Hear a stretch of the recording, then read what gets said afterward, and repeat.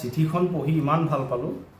আমাৰ যশুৰ বিয়ালৈ মই মানে নোযোৱাকৈ নাথাকোঁ, দহু বন কাটি কৰি হ'লেও বিয়াখনলৈ যাম।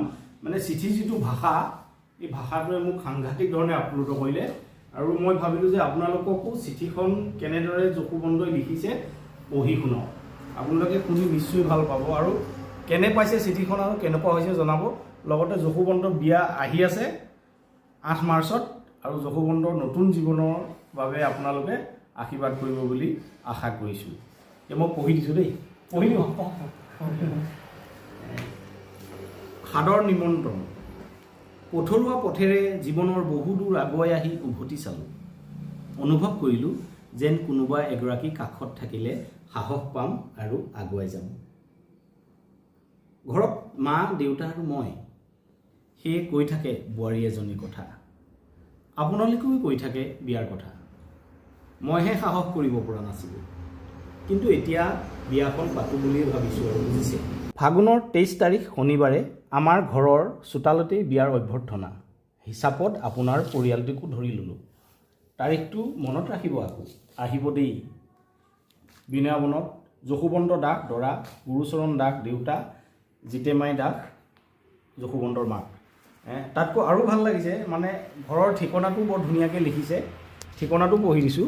গোলাঘাটৰ পৰা আহিলে তেলগৰম পাৰ হৈ বাওঁহাতে, আৰু নুমলীগড়ৰ পৰা আহিলে কানাইঘাট পাৰ হৈ সোঁহাতে।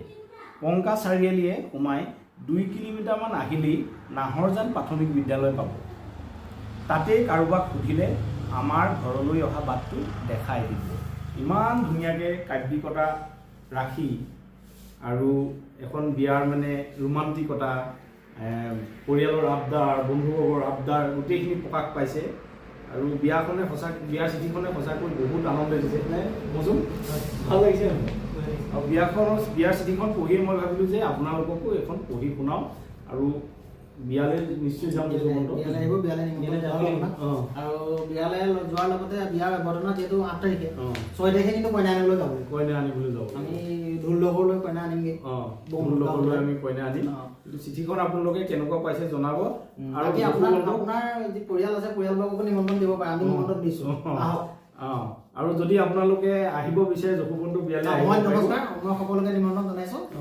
আহক বিয়ালৈ, আমি লগ পাম সকলো। আৰু ছাতি চাগে মৌচুম শিল্পী আপোনালোকে বহুতে লগ পাইছে চাগে। বিয়ালৈ আহিলে গান শুনিবও পাৰে। মৌচুমৰ গান থাকিব, মৌচুমৰ গানৰ প্ৰগ্ৰেমো থাকিব, বহুত ধুনীয়া গান গায়। আৰু বহাগতো মৌচুমক বিহু মঞ্চত আপোনালোকে পাব। আৰু সকলোকে ধন্যবাদ জ্ঞাপন কৰিছোঁ যে ভিডিঅ'টো আপোনালোকে চাই এটা লাইক যে দিছে, তাৰ বাবে ধন্যবাদ। নমস্কাৰ।